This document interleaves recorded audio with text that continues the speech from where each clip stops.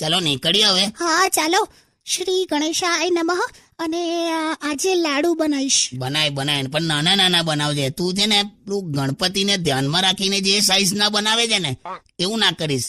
એક લાડુમાં 3-4 જણ ખાય છે પછી. એટલે આપણે આપણા માપના બનાવજે. હા હવે સમજી ગયો. ઓકે. અને ભૈલું સાંભળ, તું છે ને આ વખતે ગણપતિ બાપ્પાને આમ હાથ જોડીને કે તારા લગ્ન થઈ જાય.